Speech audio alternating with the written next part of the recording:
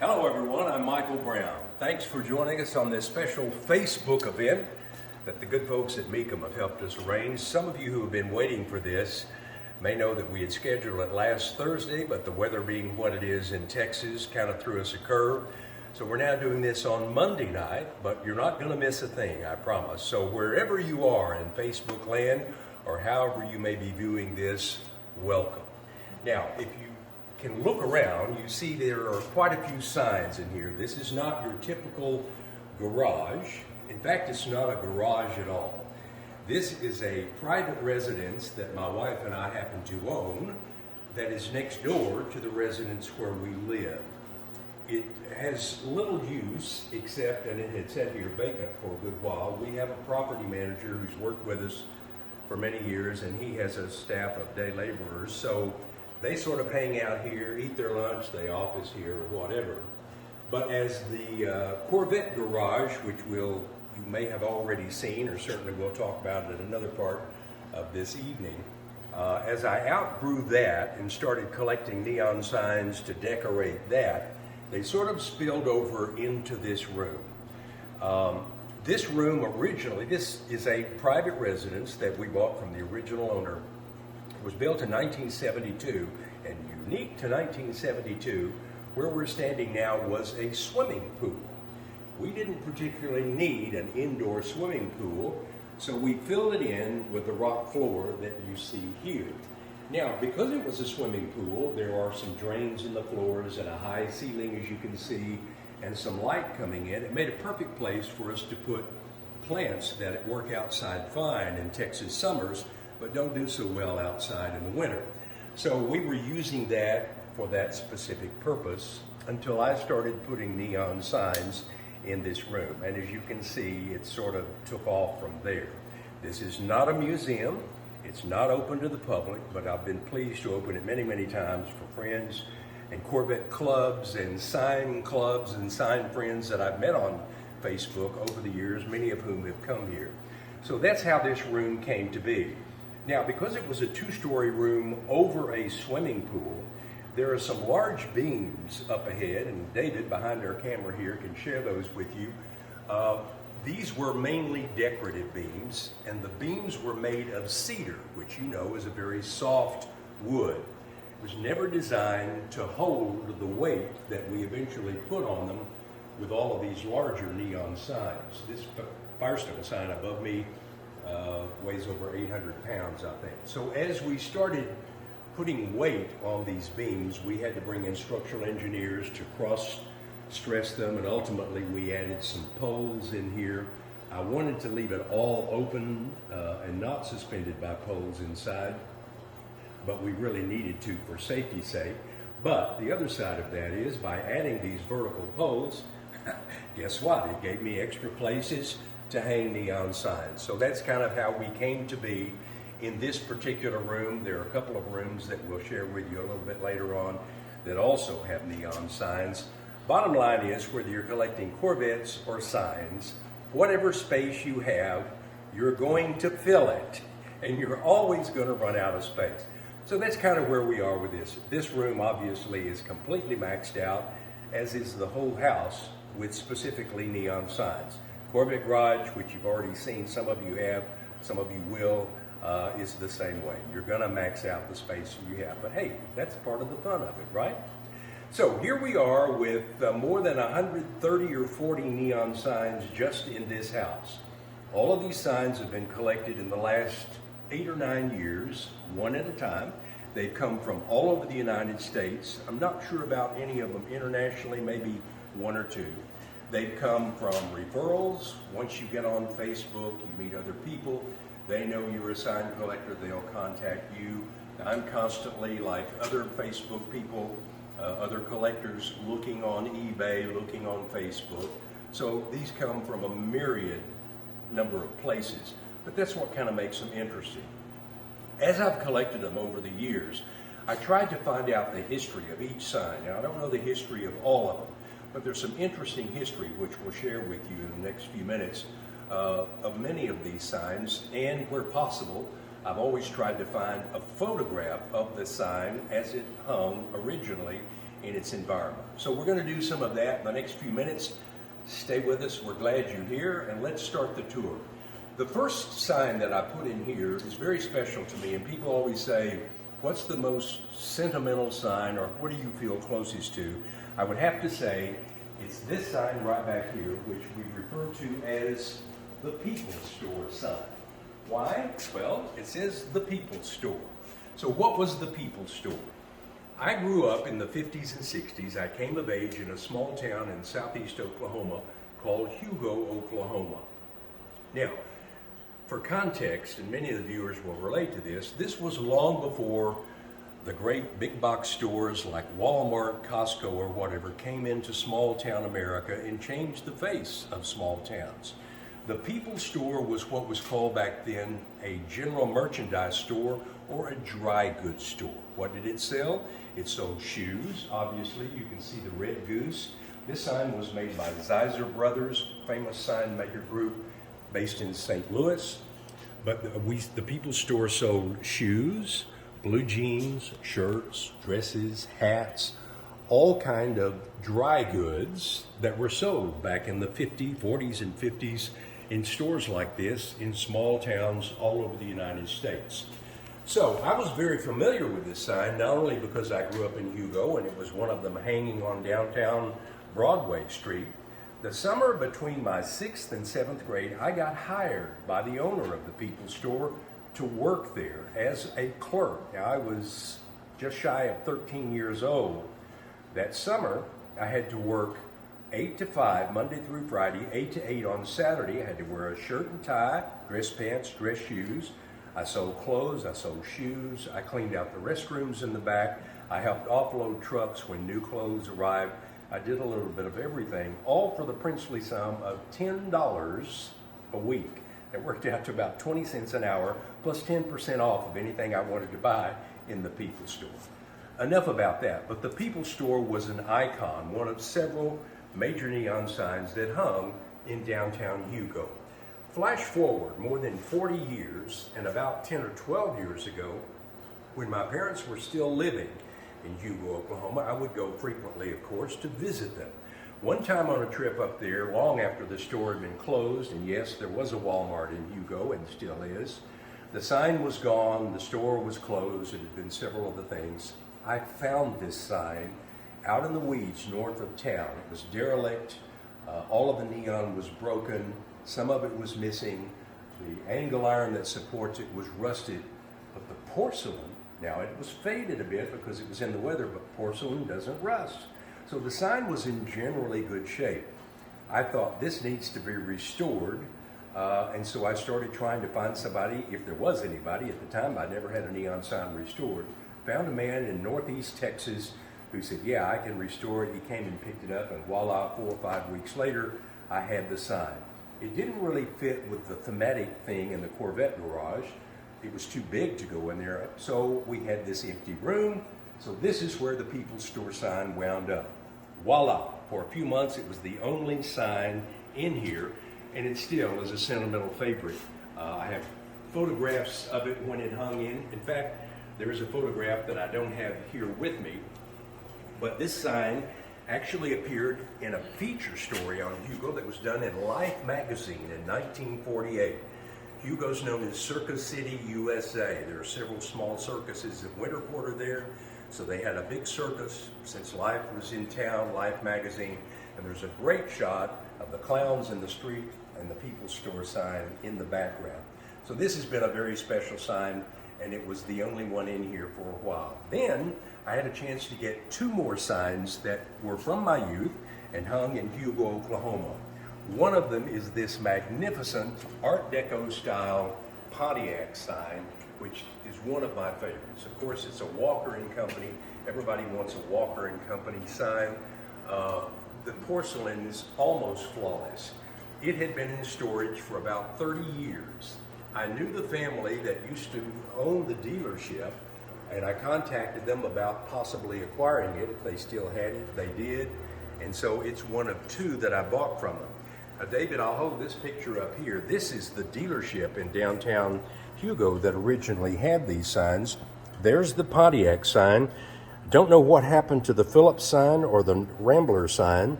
This is a Buick sign, and David, if you'll back up a little bit more or maybe help pan over, this is the other.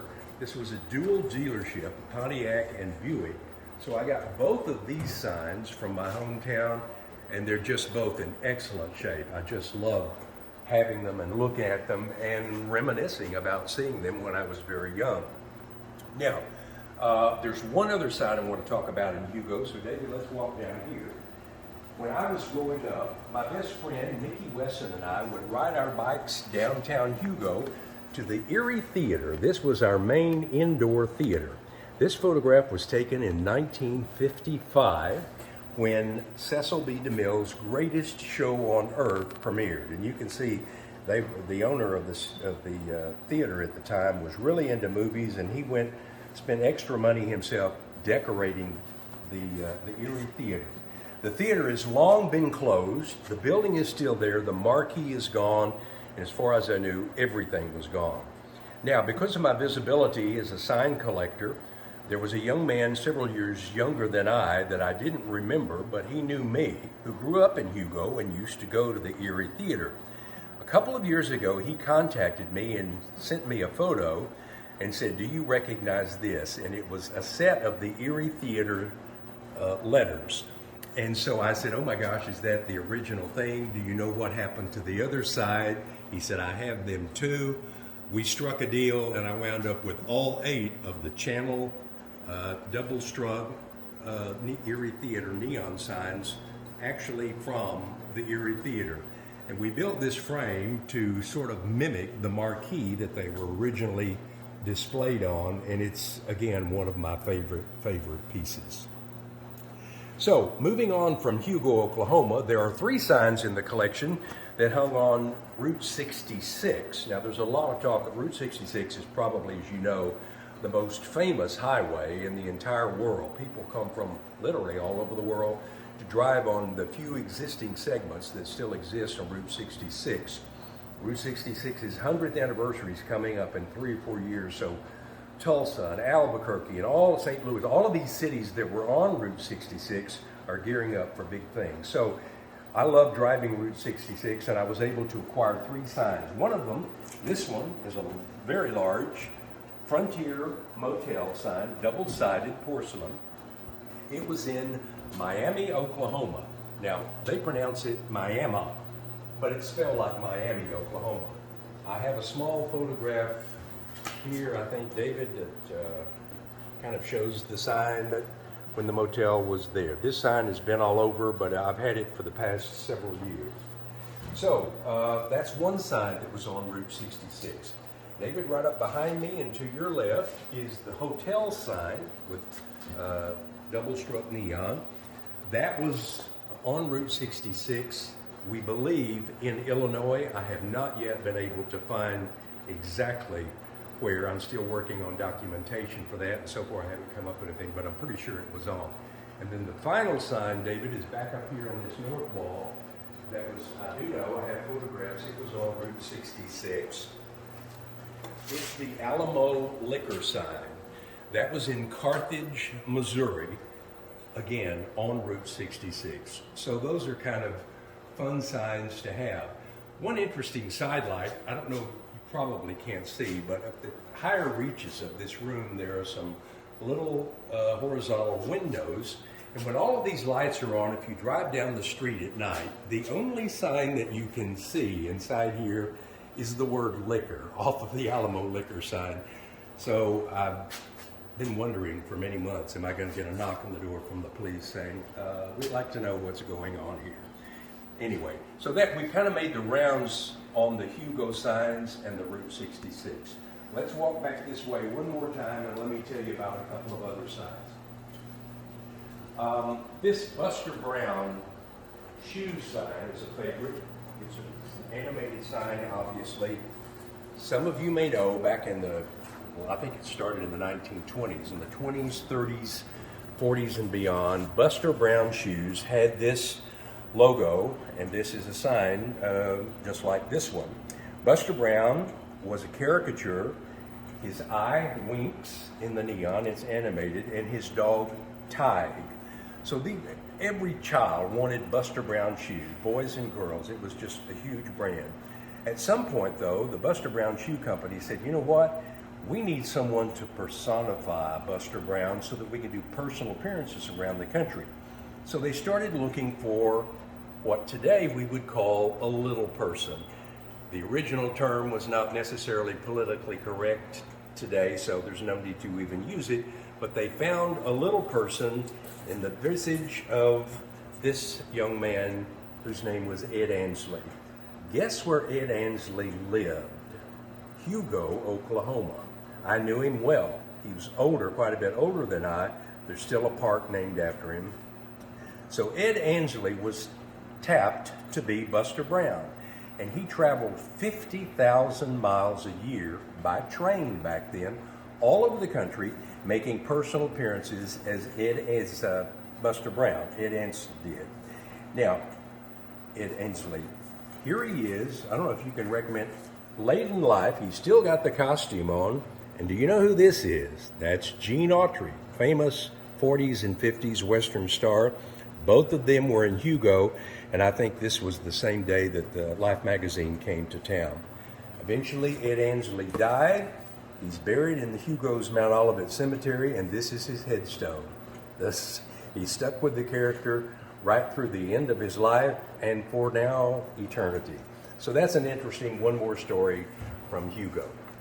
Buster Brown shoes, Buster with his dog tie. Now, right behind David in the upper right here is a sign called Coral Grill. It's a bull-nosed sign with two colors of neon made by the Art Craft Company. Many of you will recognize that. I love this sign, and more than that, I love the story that goes with it. When I was contacted by another friend in the business who recently came here for a visit, he sent me this picture and he said, I have this sign I'm offering to sell. Would you be interested? This is how it appeared. It's not working condition, but in Madison, Wisconsin, to a bar and grill. So he had taken it down, he'd acquired it, and he said, I will ship it to you. So we struck a deal, and he did. Instead of it coming here, I had him ship it to my guy who originally restored the People's Store sign over in Northeast Texas. He called me the next day and said, Michael, did you take a look at this sign? I said, no, I haven't seen it. Well, when he started cleaning it up, the two eat panels that appeared on the original sign came off. They were porcelain, but they came off, and lo and behold, the two eat signs were covering the words Coral Grill. So me, being who I am, I said, oh wow, I got a twofer. So I had this great looking Coral Grill sign. I took the two porcelain panels that had covered this that said eat, and voila, I made another sign, a double-sided animated sign out of here. So the Coral Grill and eat gave me two signs when I thought I was buying one.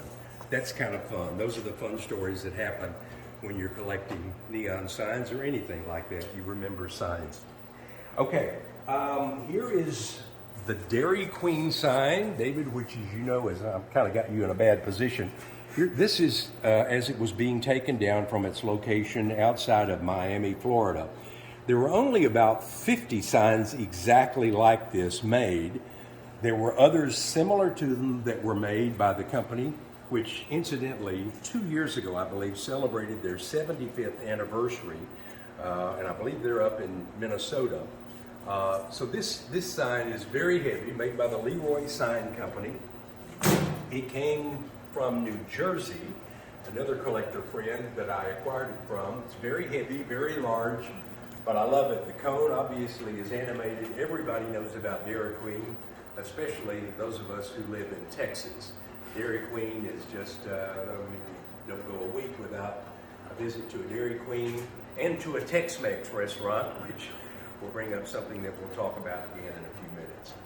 So these are just some of the signs in this particular room that I love the stories as we acquired them. I tried to get pictures, as I said earlier, and you've seen some of them.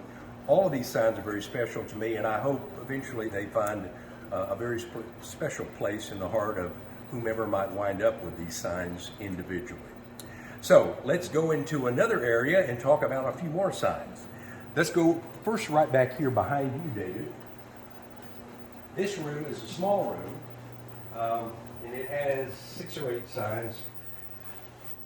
These are some more recent acquisitions, quite large and quite heavy, but just excellent signs. This is the Stanley hardware and Dutch Boy. Obviously is animated. It has about 8 or 9 colors of neon. This is sort of a hybrid sign.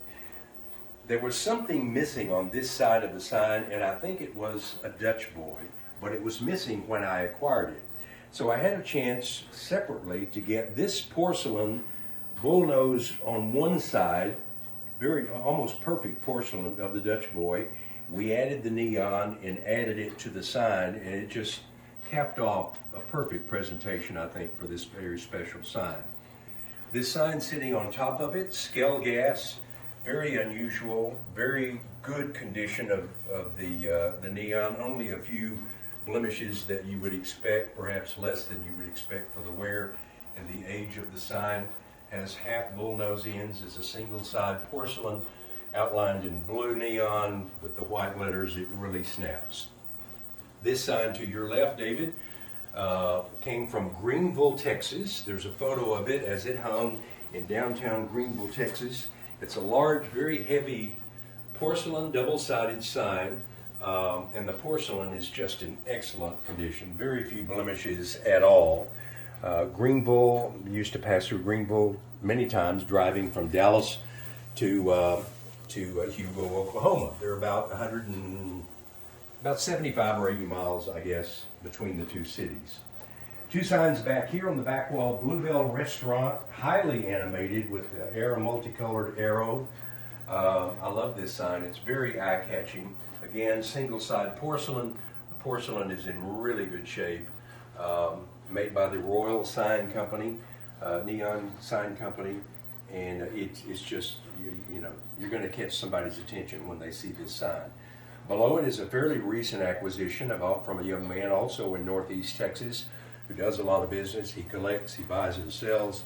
This is a double-sided classic old, probably dates back to the 30s or 40s, obviously for shoe repair. The neon was missing, so we added new neon, all new wiring, as we do on most of these signs, and it makes a great looking sign. Over here, my other Eat sign, a single side porcelain that has a very distinctive Art Deco look to it as well. That's one of my favorites. And then just a couple here. This one came from California. It's from an old classic 50s motel where we all, back in the 50s, those of us who were around back then, when Route 66 was built and ultimately the whole interstate highway system, people now were mobile. They had good highways to drive on. They could afford automobiles. World War II was over. So what do you need if you're out making a trip? What you need: a place to sleep. You need a place to eat, like the Bluebell Restaurant. And then you need highways to drive on, motels. All of these things is how neon came to be. It coalesced to give us the image that we had for so many, many decades in the United States in the mid-20th century. And that's what's so fun about all of these signs.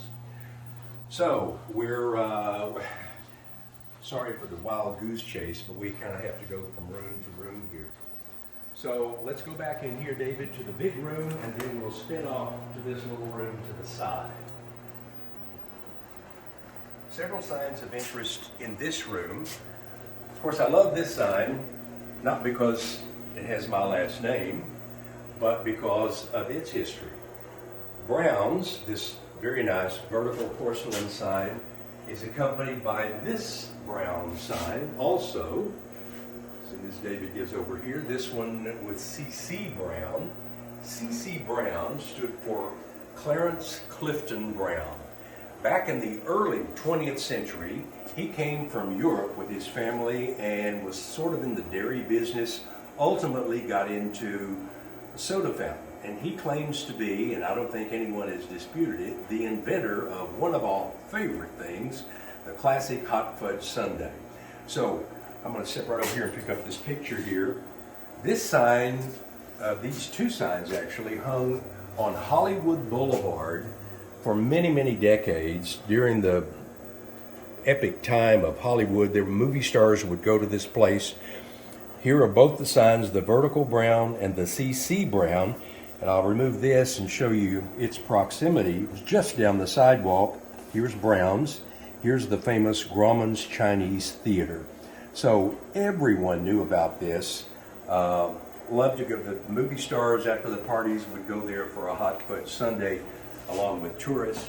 So there's a lot of history associated with these two brown signs. This Drugs Luncheonette sign, which is animated, is a beautiful sign that hung in Brooklyn, New York for many, many years. Now I have to tell you, at some point, somebody decided when they closed the luncheonette, they put the word prescription over this bottom part, and this is beautiful black, very shiny, almost flawless porcelain enamel. They painted this whole sign with a very dull brown, non-reflective paint. I never understood there. Fortunately, we were able to get all of that off and reveal the beautiful original black porcelain enamel under that, and it just makes a great sign. And we restored it to its luncheonette, which originally it had and originally it said. This Reed's Bell root beer sign here, some of you may know, and probably more of you on the West Coast, A&W Root Beer was formed by two men whose last names began with A&W. They became very successful. They wanted to keep the name A&W Root Beer, but these two guys, Reed and Bell, came to them and struck a deal and said, we would like to have a franchise, but we want to call it Reed Bell Root Beer. So the folks at A&W gave them, I think it was a 25-year contract that expired ultimately. So there weren't that many Reed Bell Root Beer signs. This is a double-side porcelain. This obviously is one of those, and it has a rather unique history in that it was an offshoot and really the only authorized, as far as I know, offshoot to A&W Root Beer. This sign right here, David, and our audience, this was in Rockford, Illinois. Beautiful color sign, double-sided, very heavy, very, very nice porcelain. This was in Rockford, Illinois, and it has an interesting history too. Two brothers, I think from Italy, had a very successful restaurant there and a combination drugstore, had the classic soda fountain that so many places did back then. So there's several things. There was actually a tragedy, which I don't go into. It was an accident that happened that two cars collided, and one of them actually came into, right under this sign, into part of the restaurant, and someone I think was severely injured. But all of that is to say, all of these signs have history, good and bad, and that just happens to be one part of this sign. But the sign itself is in excellent shape. All right, we're moving right over through here. Hollywood fans will recognize the shape and content of this brown derby sign. Of course, this is not the original. It's a small knockoff, but it is an original sign that hung.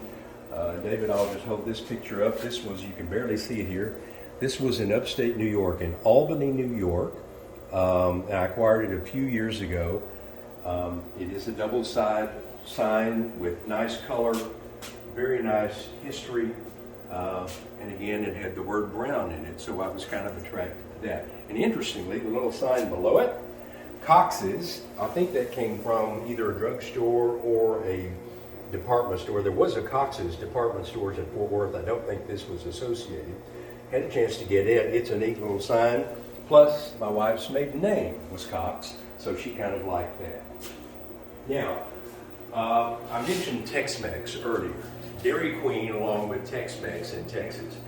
The El Chico chain, which basically started in Dallas and is quite well known, and there's still a number of them around. This sign came from the Dallas area. It's a single-side porcelain. The porcelain is just in excellent condition. Very colorful sign, very unique sign with a sombrero and everything, and it harkens back.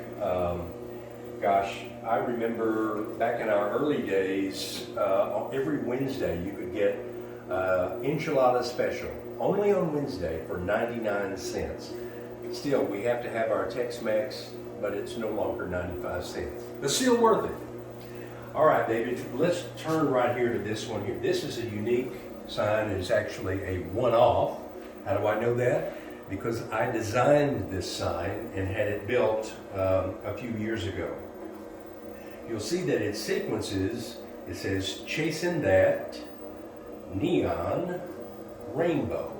Okay, country music fans, whose big hit was that? Of course, it was Alan Jackson. "Chasing that neon rainbow." So that stuck in my mind, and I thought, God, that would make a great neon sign. So I designed this sign, and I wanted these panels to be porcelain. Now, nobody for the last 50 or 60 years, to my knowledge, in the United States is still making porcelain. So I bought this through, or actually gave the contract to build it to a good friend who runs old signs and stuff back on the East Coast in Massachusetts. And he shipped the panels off to India to have the porcelain attached. And then they added the neon and had it sequenced the way that I had designed it to be. And it just turned out beautifully. It's a two-sided sign. Again, totally unique. Whoever comes up as the successful bidder on this sign will most assuredly have a one-off. Right over here to the left of the sign, this is the original architectural drawing that I did myself back in November of 2017. I majored in architecture at Oklahoma State University. That did not turn out to be my profession, but I still have my old drawing table, and occasionally I'll dust it off, and as I did to make this sign. So that was a lot of fun. Right here to my right, David, to your left, are a couple of signs from the Biggies from New Orleans, one of my favorite cities. Bourbon Street Blues Company. You can imagine where this sign hung, right? Well, obviously it was on Bourbon Street. And here is a picture of it when it was in its heyday on Bourbon Street. So this is a neat sign for anybody who likes New Orleans. Of course, we're right at Mardi Gras time, so this is a fun sign.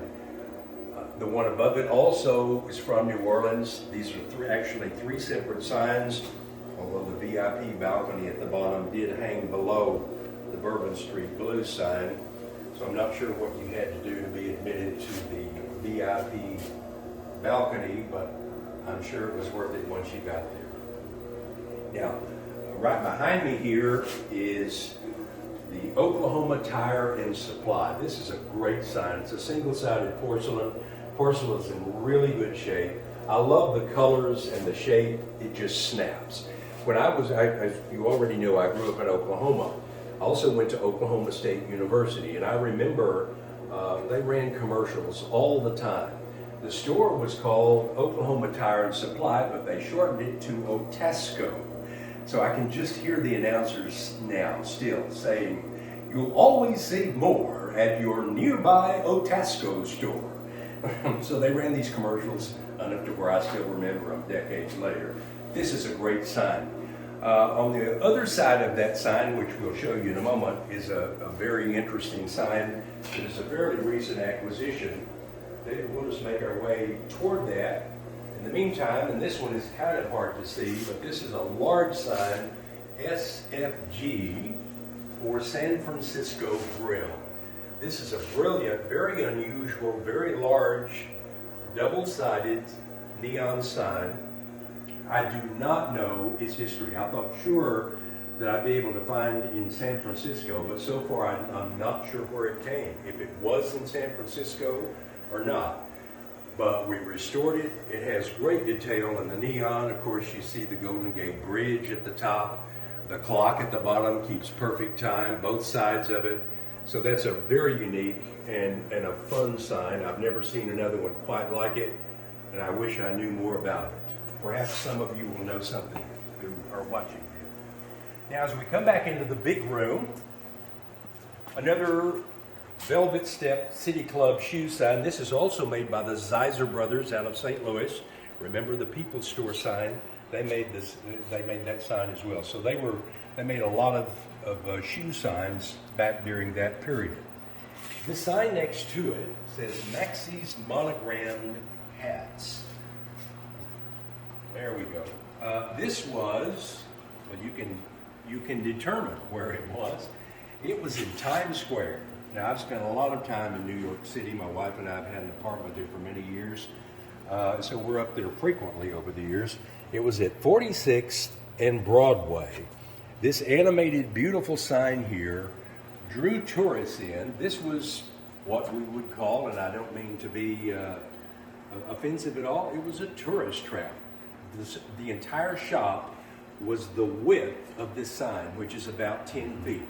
You walk in and the walls were covered with snow globes and monogrammed hats and little models of the Statue of Liberty and all of that.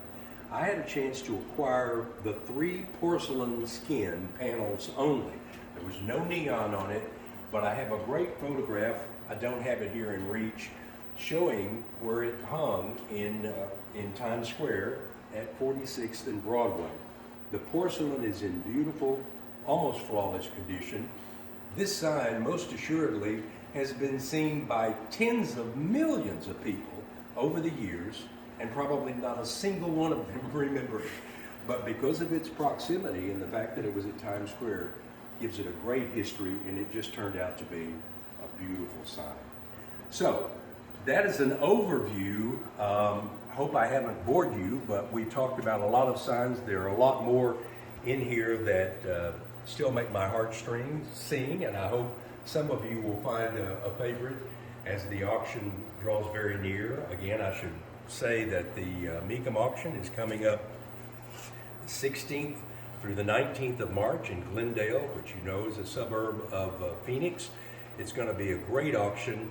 The Mecum folks have just been remarkable in how they've helped us promote this and set this up. So I'm so looking forward to seeing a lot of you, I hope, who might make the sale. In the meantime, thanks for tuning in, and find one that you just can't live without and place your high bid. We hope to see you in Glendale or hear from you soon. Thanks so much for tuning in. We appreciate it very much.